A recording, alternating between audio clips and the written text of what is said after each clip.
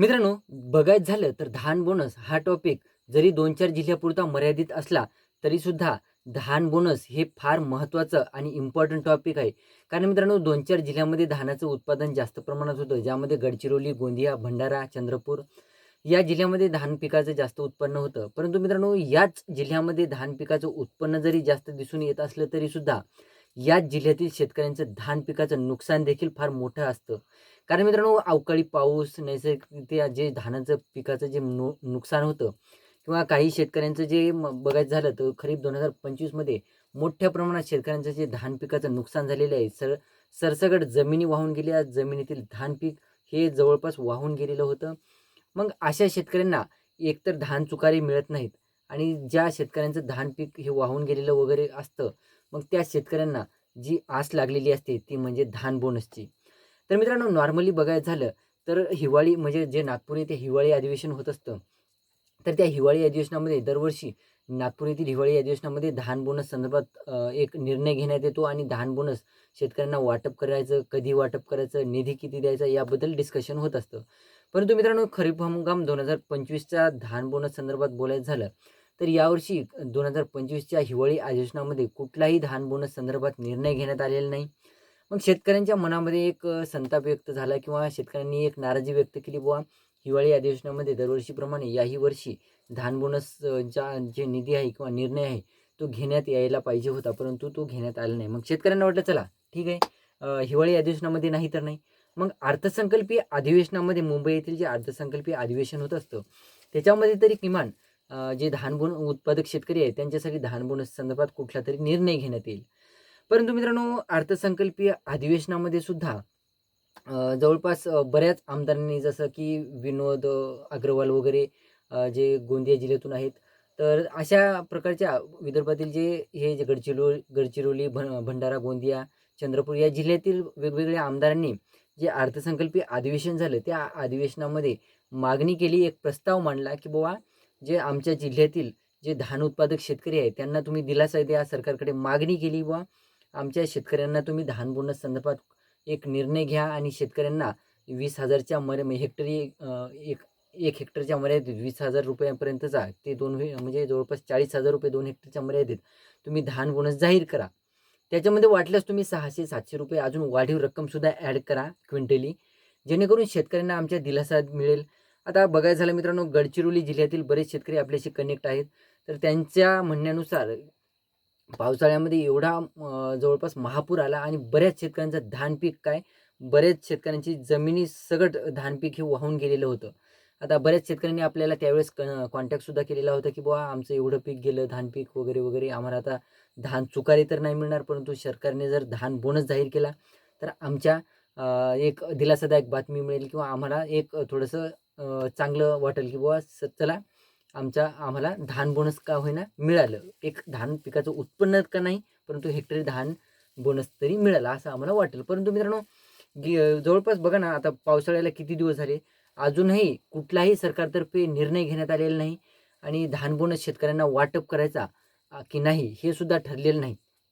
त्यात मित्रांनो गेल्या वर्षी जवळपास अजितदादा पवार यांनी धान बोनस जाहीर केलेला होता शेतकऱ्यांना अधिवेशनामध्ये. परंतु मित्रांनो यावर्षी अजितदादा पवार राहिलेले नाहीत आपल्यामध्ये. परंतु बघायचं झालं तर आता अर्थसंकल्पीय अधिवेशनामध्ये सुद्धा आमदारांनी बऱ्याच मला वाटतं गोंदिया जिल्ह्यातील, त्यानंतर भंडारा जिल्ह्यातील, गडचिरोली जिल्ह्यातील बऱ्याच आमदारांनी मागणी केली, एक प्रस्ताव मांडला, की बाबा आमच्या शेतकऱ्यांना द्या. आता जवळपास बघायचं झालं मित्रांनो अर्थसंकल्पीय अधिवेशन गेलं, हिवाळी अधिवेशन गेलं आणि त्यानंतर आता जवळपास मार्च एंडिंग वर्षाचं जे मार्च एंडिंग असतं अर्थसंकल्पाचं, ते मार्च एंडिंग सुद्धा लागलेलं आहे. काल परवाच्या व्हिडिओमध्ये आपण बघितलं होतं, की बाबा आपण सांगितलं होतं, की 10 मार्चपर्यंत तर धान बोनसबद्दल कुठलाही निर्णय घेण्यात येणार नाही. त्याचप्रमाणे मित्रांनो 10 मार्च नंतर आजही सांगतो मी, की 10 मार्च नंतरच या धान बोनसविषयी कुठलातरी निर्णय होईल. आता या वीकमध्ये जवळपास 2-3 सुट्ट्या आलेल्या आहेत. आता या सुट्ट्यामध्ये तर सध्या पॉसिबल नाही धान बोनस संदर्भात कुठलातरी निर्णय. त्यात बघायचं झालं मित्रांनो, जवळपास जे धान उत्पादक शेतकरी आहेत किंवा ज्या शेतकऱ्यांचं धान पिकलं होतं, अशा शेतकऱ्यांनी धान जे विक्रीसाठी नेलेलं होतं. आता बऱ्याच ठिकाणी आता मला वाटतं भंडारा जिल्ह्यातील बारव्हा वगैरे या ठिकाणी बऱ्याच शेतकऱ्यांचं धान पीक हे रस्त्यावर पडलेलं आहे. क्विंटली म्हणा किंवा लाखो शेतकऱ्यांचं धान हे रस्त्यावर पेंडिंगला पडलेलं आहे. आता एकतर त्यांच्या सर्व्हरचा प्रॉब्लेम, नोंदणी करायला जावं तर सर्व्हरचा प्रॉब्लेम आहे तिथे, आणि सर्व्हरचा प्रॉब्लेम असल्यामुळे नोंदणी नाही, तर मग यांचं धान घेतलं जात नाही. आणि त्यात धानाची जी खरेदी आहे त्याचं उद्दिष्ट पूर्ण झालेलं आहे बऱ्याच जिल्ह्यामध्ये. आता त्यांची लिमिटेशन असते की बुवा आम्ही यावर्षी, आता मार्केटिंग फेडरेशन असो की आदिवासी विकास महामंडळ किंवा पणन विभाग असो, आता यांचं एक उद्दिष्ट असतं, एक लिमिट असते की बुवा चला यावर्षी एवढे लिमिटमध्ये आपण धान खरेदी करणार आहोत, आणि जेवढे शेतकरी यामध्ये नोंदणी करतील किंवा जेवढे शेतकरी यामध्ये विक्री करतील अशा शेतकऱ्यांचं आम्ही धान घेऊ. आता राहिला प्रश्न सर्व्हरच्या, तुमच्या ज्या सर्व्हरचे प्रॉब्लेम आहेत, आता त्या सर्व्हरच्या प्रॉब्लेममध्ये एक तर शेतकऱ्यांचा दोष नसतो. आता ज्या शेतकऱ्यांचं नोंदणी झालेली असते त्या शेतकऱ्यांचा काही विषयच नाही इथे. आता ज्या शेतकऱ्यांचं धान आता घरात पडलेलं आहे, रस्त्यावर पडलेलं आहे, किंवा केंद्र जिथं विक्रीसाठी नेलेलं आहे त्या केंद्राबाहेर लाखो क्विंटल धान हे पडलेलं आहे, किंवा शेतकरी वाट बघतायत. आता पाणी पाऊस, आता सध्या वातावरण एवढं बिघडलेलं आहे की बुवा सगळीकडे बऱ्याच ठिकाणी अवकाळी पावसानं हजेरी लावलेली आहे. तर मग शेतकऱ्यांना एक प्रश्न पडलेला आहे की बुवा आता आम्ही हे धान घरी न्यावे, की बाबा विक्रीसाठी आता वेट करावा, की पावसामध्ये आता भिजत ठेवावं, हा देखील मोठा प्रश्न राहिलेला आहे उभा. आता एक तर तुम्ही तुमचे जे धानाचे चुकारे ज्या शेतकऱ्यांनी विक्री केलेली आहे अशा शेतकऱ्यांच्या खात्यावर तुम्ही धानाचे चुकारे अद्यापही अर्ध्यापेक्षा जास्त शेतकरी बाकी आहेत. आता पाठीमागे आपण एका व्हिडिओच्या माध्यमातून माहिती घेतलेली होती की जवळपास 259 कोटी रुपयांचं जे धानाचं जे चुकारे आहेत त्यासाठी निधी मंजूर करण्यात आलेला आहे. तर मला 1-2 शेतकऱ्यांनी कमेंटसुद्धा केली की बुवा हे जे 259 कोटी रुपये जे उर्वरित शेतकरी आहेत, आता पाठीमागे एका टप्प्यामध्ये चुकारे वाटप झालेली होती. आता 1-2 शेतकऱ्यांनी कमेंट केले की बुवा हे जे 259 कोटी रुपये आहेत ते खरंच उर्वरित शेतकऱ्यांना पुरतील का? आपण सरळ-सरळ सांगितलेलं आहे की नाही. कारण की 259 कोटी रुपये जरी मंजूर झालेली असतील उर्वरित शेतकऱ्यांसाठी किंवा दुसऱ्या टप्प्यातील शेतकऱ्यांसाठी, तरीसुद्धा हे 259 कोटी रुपये म्हणजे काहीही नाही. जे शेतकरी आता या 259 कोटी रुपयांमध्ये बसतील, आता अशाच शेतकऱ्यांच्या खात्यावर धान चुकारे वितरित होतील. यात सुद्धा बरेच शेतकरी हे अजूनही पेंडिंग राहतील. हे सुद्धा लक्षात ठेवा. आता त्यासाठी निधी कधी मंजूर होईल? तिसऱ्या टप्प्यातला म्हणायचं जर झालं तर तिसऱ्या टप्प्यातला निधी कधी मंजूर होईल? याकडे सध्या अजून कुठलेही लक्ष नाही सरकारचं म्हणा किंवा कुणाचंही लक्ष नाही. कारण जे शेतकरी आता 259 कोटी रुपयांमध्ये बसतील त्यांनाच धान चुकारे मिळतील. बाकीच्यांना वेट करावं लागणार आहे. आता राहिला प्रश्न धान बोनसविषयी. आत्ताच आपण सांगितले की बाबा बऱ्याच आमदारांनी मुंबई येथील जे अर्थसंकल्पीय अधिवेशन झालं त्याकडे प्रस्ताव वगैरे मांडलेले होते. आता राहिला विषय लोकप्रतिनिधींचा झाला किंवा काही झाला, परंतु मित्रांनो जे शेतकरी आता धान शेतकऱ्यांची नोंदणी बाकी आहे, एकतर त्यांचं धान पीक हे किंवा धान घरात सडत आहे किंवा रस्त्यावर सडत आहे. आता त्यांचा एक प्रश्न की बाबा धान बोनस जर नाही मिळालं तर मग धान चुकारे सुद्धा कसे मिळतील? आता अवकाळी पावसामुळे जर त्यांचं नुकसान झालं, मग एक तर धान केंद्रावर धान घेतलं जाणार नाही.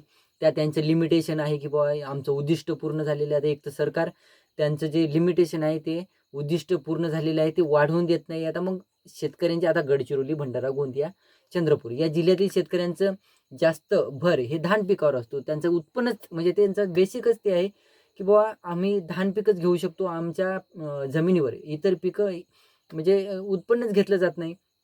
आता त्यांनी ट्रायसुद्धा केलेले बऱ्याच शेतकऱ्यांनी गडचिरोली, भंडारा, गोंदियामधील आपल्याला बरेच शेतकरी सांगत होते की बा आम्ही सोयाबीन ट्राय केलं, आम्ही कापूस ट्राय केला, आम्ही हळद वगैरे ट्राय केली, परंतु आमच्या जमिनीवर हे पिकं म्हणजे उत्पन्नच घेत नाही. बरोबर आहे ना, तिकडे पाऊस जास्त होतो. आता पावसामध्ये हळदीला जास्त पाणी झालं की सडते हळद. कापसाला सुद्धा जास्त पाणी जमत नाही. सोयाबीनला सुद्धा जास्त पाणी झालं की ते खराब होऊन जातं, नासतं वगैरे. तर त्याचप्रमाणे मित्रांनो तिथे तग धरून जे मेन पीक घेतलं जातं ते म्हणजे धान पीक. मग या धान पिकासाठी या 4 जिल्ह्यासाठी जर सरकार यांना धान बोनस किंवा धान चुकारे देऊ शकत नाही, तर मग म्हणजे 4 जिल्ह्याचा प्रश्न सरकार सोडवू शकत नाही, तर मग सरकार इतर जिल्ह्यातील शेतकऱ्यांचा प्रश्न कसा सोडवणार? हा देखील मोठा मुद्दा आहे. मग खरं तर मित्रांनो बघायचं झालं तर आता आपण एक्सपेक्ट करत आहे की बाबा 10 मार्च नंतर धान बोनस संदर्भात कुठलातरी निर्णय घेण्यात येईल. आता आपण काल परवाच्या एका व्हिडिओमध्ये आपण सांगितलं होतं की जे 10 मार्च नंतर निर्णय होईल. परंतु काही जे मंत्री एकनाथ खडसेबद्दल आपण बोललो होतो. पुन्हा आपण परत कृषी मंत्र्यांबद्दल सुद्धा बोललो होतो. परंतु मित्रांनो यांच्या म्हणण्यानुसार की 1-2 महिन्याचा टाईम लागू शकतो. आता एक्झॅक्ट बघायचं झालं मित्रांनो, रब्बी हंगामाचं धान पीक सुद्धा इथं पिकलंय आणि शेतकऱ्यांनी विक्रीसाठी सुद्धा नेलेले. तर यांनी अजून खरीप हंगामाच्या धान पिकाचा प्रश्न सोडवलेला नाही शेतकऱ्यांचा. इथे रब्बी हंगामाचं पीक आलेलं आहे आणि तरीसुद्धा यांचे प्रश्न सुटलेले नाही. सरकार म्हणजे भाजप सरकारने अद्यापही शेतकऱ्यांसाठी कुठलाही निर्णय घेतलेला नाही. राहिला प्रश्न विदर्भातील शेतकऱ्यांचा असो की महाराष्ट्रातील कुठल्याही शेतकऱ्याचा असो, भाजप सरकारने एकतर पी-एम किसान योजनेचे पैसे द्यायला दर 4 महिन्यांनी हे पैसे वितरित होतात असं सांगलं जातं. इथे 4 ते 5 महिन्याचा कालावधी लोटत चाललेला आहे. अद्यापही पी-एम किसानचे 2,000 रुपये द्यायला सरकारला जड जात आहे. त्यात मित्रांनो नमो शेतकरी योजना तर बंद झाल्यासारखीच झालेली आहे. या नमो शेतकरी योजनेसंदर्भात बोलायचं झालं तर कित्येक दिवसापासून या नमो शेतकरी योजनेचे सुद्धा पैसे हे शेतकऱ्यांच्या खात्यावर वितरित होत नाही. म्हणजे भाजप सरकार एकंदरीत शेतकऱ्यांच्या हितासाठी बोलते फक्त, परंतु करून काहीच दाखवत नाही. मग राहिला प्रश्न गडचिरोली, भंडारा, गोंदिया, चंद्रपूर जिल्ह्याविषयी असो की महाराष्ट्रातील कोणत्याही जिल्ह्यातील शेतकऱ्यांसाठी असो. परंतु मित्रांनो खरं तर बघायचं झालं तर धान पिकाचं जे बोनस आहे ते शेतकऱ्यांना लवकरात लवकर वितरित व्हायला पाहिजे. अशी सरकारकडे आपण विनंती करतो. कारण मित्रांनो या 4 जिल्ह्यातील शेतकरी हे धान बोनस संदर्भात म्हणजे सीरियस असतात. कारण की यांना म्हणजे बघा ना मित्रांनो, ह्या धान बोनसवर पूर्ण डिपेंड असतं यायचं. एकतर धान पिकलं नाही यावर्षी 2025 मध्ये खरीप हंगामामध्ये. एकतर धान पिकलं नाही आणि ज्या शेतकऱ्यांचं पिकलं तर त्यांची नोंदणी नसल्यामुळे, यांच्या सर्व्हरच्या प्रॉब्लेम असल्यामुळं यांच्या नोंदणी झाल्या नाही आणि नोंदणी न झाल्यामुळे यांचं धान पीक विकलं गेलं नाही.